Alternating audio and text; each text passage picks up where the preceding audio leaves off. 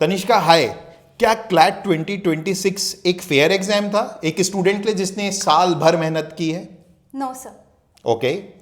क्या क्लैट का एग्जाम तुम्हें लगता है बायस्ड है टुवर्ड्स दोज जो टीयर 1 टाउन से है या अच्छी इंग्लिश मीडियम स्कूल से पढ़ रहे हैं? Controversial but yes. Okay. Class 11th 12th के साथ स्कूल की स्टडीज के साथ क्लैट का प्रिपरेशन कितना इजी कितना डिफिकल्ट है? इजी तो बिल्कुल भी नहीं है, इट्स क्वाइट डिफिकल्ट बिकॉज दोनों साइड बैलेंस करके चलना पड़ता है। तुम्हारी ये क्लैट की प्रिपरेशन जर्नी कितनी स्ट्रेसफुल थी? काफ़ी ज़्यादा। कितनी सारी गलतियां की होंगी? Endless, countless. All right. So, guys, I have Tanishka Priyadarshini with me. She has been allocated to HNLU Raipur in the first list जो कल आई है. आज हम बात करेंगे तनिष्का की जर्नी की और ये सारे पहलू की जिस पे मैंने अभी तनिष्का से क्वेश्चन पूछे. सबसे पहला क्वेश्चन जो मैंने पूछा था वो ये था कि क्लैट एग्जाम इस बार फेयर था क्या उन बच्चों के लिए जो खासकर 1 साल या 2 साल से एफर्ट डाल रहे हैं? तनिष्का ने बोला no.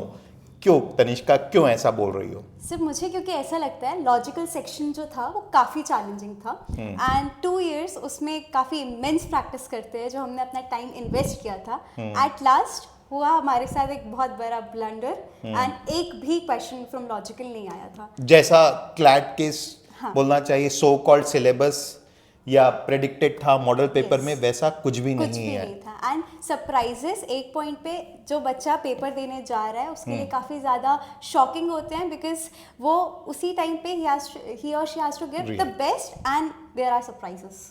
Okay. Because of the surprises. और क्या और भी कोई सेक्शन जीके या मैथ्स किसी को लेके तुम्हें लगा कि ये तो सही नहीं है इस तरीके से पूछना? बाकी सारे sections was quite good, specially maths and GK.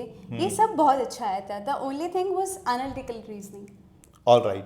What about legal section? उसमें कुछ क्वेश्चंस जो थे जिसमें नॉलेज लगाना था बाहर का, वो क्योंकि क्लैट क्लेम्स की बाहर के नॉलेज की जरूरत नहीं पड़ेगी. मैंने जैसे एग्जाम सेल से बाहर आई थी मैं आपके पास भागते इसी चीज के लिए आई थी कि सर ये क्या हो गया, बाहर की नॉलेज लगती नहीं है, आ गया. साल भर हमने बोला कि नहीं लगेगी, बट ठीक है. तो that's why you feel it was not fair. Yes, I also agree to it. Second चीज, डू यू फील दैट जो हमने बात की थी कि it is bias towards tier 1 town student, cities students जिनका एक्सपोजर टूवर्ड्स लैंग्वेज ज़्यादा है? What do you feel? Yes sir, I do feel this. इसके लिए रीज़न भी है. रीज़न ये है कि उन लोग को बहुत ज़्यादा एक्सपोजर मिलता है इंग्लिश लैंग्वेज से. हम सब इंग्लिश मीडियम में पढ़ते हैं बट स्टिल हम लोग को उतना ज़्यादा एक्सपोजर नहीं मिलता है बिकॉज ऑफ सोसाइटल पर्सपेक्टिव या हमारे सराउंडिंग्स के कारण. सो ऑफ कोर्स, और क्लैट पूरा ही पैसेज बेस्ड, पूरा इंग्लिश रीडिंग हेवीली बेस्ड आता है, तो इसमें बहुत बड़ा एडवांटेज होता है. बट तनिष्का, इस पे मैं थोड़ा सा तुम्हें एक फैक्ट भी देना चाहूँगा जिससे थोड़ा सा मैं डिसएग्री भी कर रहा हूँ. जो कंसोर्शियम ने अपनी लिस्ट निकाली है उसमें अगर देखें तो अराउंड 40-45% ऑफ द स्टूडेंट, 45 तो नहीं 42% of the students tier 2 tier 3 towns के हैं और टीयर 1 के डेफिनेटली ज़्यादा है 60%. तो जो तुम रीज़न बोल रहे हो मैं एग्री कर रहा हूँ, वो तो है ही है. शायद क्या ये भी एक रीज़न नहीं हो सकता कि अवेयरनेस लेवल जो हमारे छोटे शहरों में हो जाती है वो बहुत बाद में स्टूडेंट थोड़ा रियलाइज़ कर पाता है कि मुझे क्लैट की एग्ज़ाम करना है या जेई करना है, व्हाट डू यू फील तुम्हारे स्कूल में not only about CLAT, let us talk about in general class 12th students, 11th students, how much aware they are about what they want to do? And awareness तो एक चीज़ होती है but intent दूसरी चीज़ होती है. Intent होता है hard work से. वो कितने एफर्ट डालते हैं उसके पीछे, इसके बारे में थोड़ा शेयर करो. स्कूल में कैसा माहौल है अभी? स्कूल में अभी जो एटमॉस्फेयर है उसके अकॉर्डिंग बच्चों को नहीं क्लियर है उन्हें क्या करना है, ना ही प्रॉपर गाइडेंस है यहाँ पे उतनी अच्छे से जितनी मिलनी चाहिए. मोर ओवर स्टूडेंट्स में भी सीरियसनेस नहीं है बिकॉज कंपटीशन उतना फेस करने मिलता ही नहीं है. इन द सेंस कि हमें नहीं पता है कि अगर हम ये ऐसा कर देंगे तो इतना ज़्यादा इम्पैक्ट पड़ सकता है हमारी लाइफ में. अगर हम इस पर थोड़ा सा भी कम सीरियस हो जाते हैं या फिर हम इसको लाइटली ले लेते हैं तो हमारी लाइफ पूरा 360 चेंज हो सकती है. तो स्कूल में इट्स लाइक कि अवेयरनेस जैसा आपने बोला बहुत कम है अभी इसको लेके and people are very like go with the flow. तो एक चीज़ बताओ, अवेयरनेस के लिए ये सभी की गलती है, डेफिनेटली पेरेंट्स की गलती है, बच्चों की गलती है, हम जैसे लोगों की भी गलती है जो एजुकेशन की फील्ड में और अवेयर करना चाह रहे हैं बट शायद अवेयर हो नहीं पा रहे हैं। तो तुम्हारे हिसाब से मैं इसमें सबसे कम गलती वैसे स्टूडेंट की ही मानूंगा, और तुम स्टूडेंट हो, तुम्हारे हिसाब से व्हाट आर द एवेन्यूज, कैसे एक स्टूडेंट को अवेयर किया जा सकता है? इंस्टाग्राम की रील्स के थ्रू, और जो बच्चे जिसमें ज़्यादा रहते हैं it is difficult, but then what are the avenues, लोग कैसे अवेयर होते हैं? मुझे तो जैसा लगता है बिकॉज मेरी जनरेशन अभी जो है we are very much on social media, and social media पे जो आता है हम उस पर देते हैं अटेंशन कि Okay. Okay it would have been something of importance in Okay. Like that. मुझे ऐसा लगता है कि now it's time for everyone to come out there comfort zone, like जो बड़े लोग हैं and engage in these things, ताकि वो कनेक्ट कर सके हमारे साथ एंड हमारी प्रॉब्लम्स भी जान सकें। Okay, great. तो you mean that social media is the key thing for the awareness right now. Right now, but then अगर इसी चीज़ की बात करें तो देखो, सोशल मीडिया जो है, अगर कोई यूएस में बैठा है या मुंबई में बैठा है वीडियो बना रहा है, तो वो तो मुंबई के बच्चे के लिए भी एक्सेसिबल है और यहाँ के बच्चे के लिए भी एक्सेसिबल है। तो इन अ वे तो वो तो सभी के लिए एक्सेसिबल है। तो हम यहाँ पे नहीं देख रहे हैं, उसका रीज़न?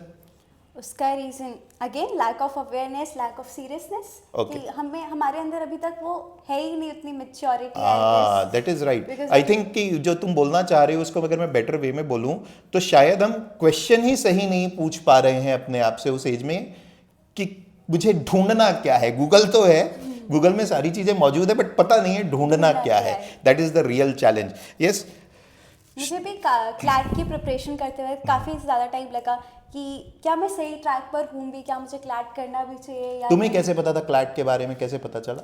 क्लैट के बारे में मुझे स्टार्टिंग से पता था, लाइक 10th में मेरी पूरी family is from JEE and NEET background, तो मुझे ये तो था ही कि मैंने कॉमर्स ली थी, एंड मैंने इनफैक्ट कॉमर्स इसलिए ली थी क्योंकि मुझे क्लैट करना था। मैं कोचिंग भी मैंने अपने 10th में विजिट किया था, 10th अक्टूबर 2023 में कोचिंग को विजिट किया था। That Okay. I want.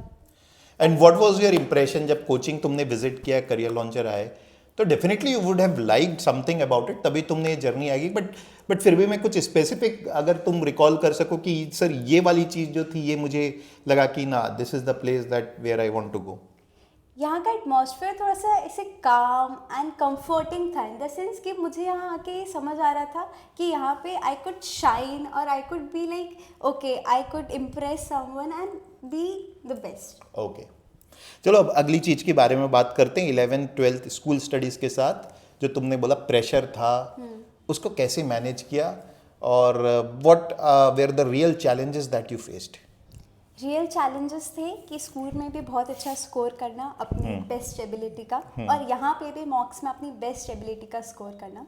काफ़ी बार ऐसा होता था कि बहुत ज़्यादा क्रैशेस हो जाते थे कि आज यहाँ मॉक है, कल स्कूल में टेस्ट है, एंड उसके कारण समझ में आता था कि कॉम्प्रोमाइज़ मैं कहाँ पर करूँ। यहाँ पे करूँगी तो भी यहाँ पे डिसअपॉइंटमेंट बहुत सारे, like my teachers will be disappointed. यहाँ पे करूँगी तो भी बहुत, लाइक आप डिसअपॉइंट होंगे, मैं डिसअपॉइंट होंगी। तो इन सब को मैनेज करने के लिए मैं ट्रूली बताऊँ तो मैं बहुत रोती थी कि अब नहीं हो रहा, अब नहीं हो रहा, अब नहीं हो रहा। फिर आपके पास आके बैठती थी, आप मॉक एनालिसिस करवाते थे, तो इसके बाद ऐसा लगा कि टेंशन लेने से अब कुछ नहीं होगा, जो हो रहा है वो भी बिगड़ता जाएगा। तो आई वाज लाइक कि बी काम अ लिटिल एंड करो, अब करना है।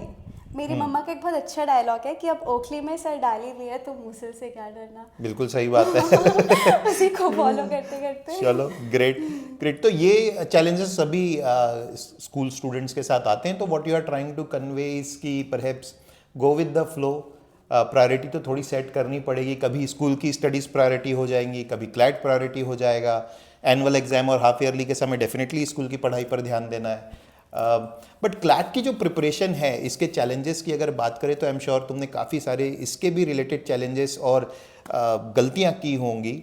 कुछ चीज़ें बताओ उसके बारे में, अपनी क्लैट प्रिपरेशन जर्नी के बारे में। 3-4 गलतियां जो तुम्हें लगता है यार ये मैंने बहुत गड़बड़ कर दिया, 2-3 अच्छी बातें जो तुम्हें लगता है कि तुमने की बाकी लोग मिस कर देते हैं, उनके बारे में थोड़ा सा बताओ।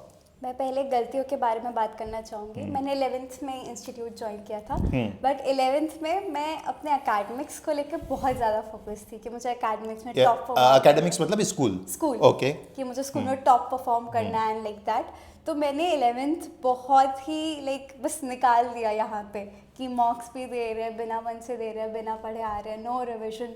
जीके मैंने 11th में छुआ भी नहीं था। ओके।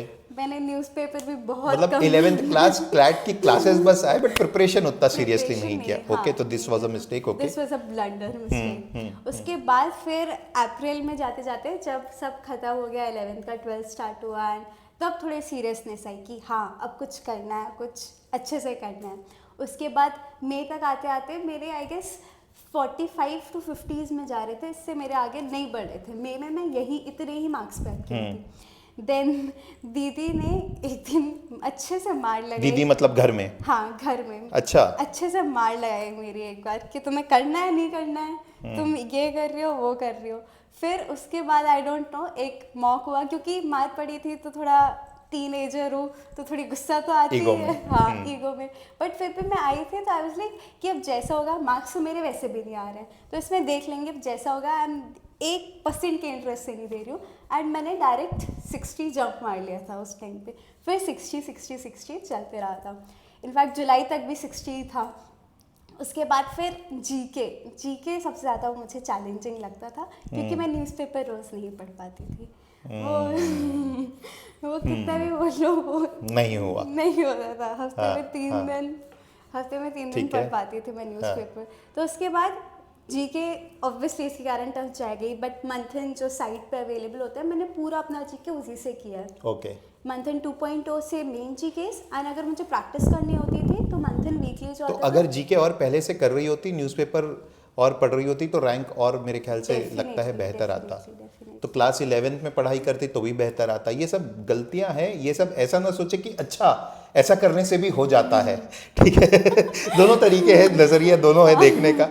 हाँ ठीक है. और तनिष्का? और मुझे लगता है जो मैंने सबसे अच्छी चीज़ की जो सबको करनी चाहिए इज़ लाइक आप अपने मेंटर के साथ बैठिए और आपके जो मॉक्स है उनको उनके साथ बैठ के एक बार एनालाइज कीजिए. क्योंकि एज अ स्टूडेंट आप नहीं जानते आप कौन सी ब्लंडर मिस्टेक कर रहे हैं अपने मॉक्स में. मेरे साथ काफ़ी बार होता था. मैं वो पूरी टेबल आपने बनवाई थी हर एक क्वेश्चन को लेके, तो वो समझ आते हैं कि कहाँ मैं गलती कर रही हूँ. फिर मुझे समझ आया 3 बार अलग अलग मॉक्स की टेबल बना के कि मैं एलिमिनेशन करना हर बार भूल जाती हूँ. और मैं बताऊं तो मुझे इस जर्नी में ना याद है मई जून जुलाई के समय, कभी जून जुलाई होगा मुझे ऐसा लगता है, जब हम मॉक की एनालिसिस कर रहे थे यहाँ पर बैठे अंदर रूम में, और तुम जिस तरीके के आंसर्स मार्क करती थी मुझे लगता था कि इसे तो एक थप्पड़ मार देना चाहिए, ये इतने दिन से आ रही है, ये वाला ऑप्शन ये मार्क भी कैसे कर सकती है करके अभी. तो फ्रस्ट्रेशन था. और 2-3 बार हम जब बैठे उसके बाद मेरे ख्याल से वो एक्यूरेसी धीरे धीरे करके सुधरने लगी थी क्योंकि मैं बहुत ज़्यादा ब्लंडर मिस्टेक्स करी. बहुत, इट्स बहुत, वेरी बहुत इंपॉर्टेंट ज़्यादा. कि आप अपने मेंटर के साथ एक बार बैठिए और उसका एनालाइज कीजिए क्योंकि वो डांटे भी तो वो डांट काम आती है बहुत ज़्यादा आगे जाके.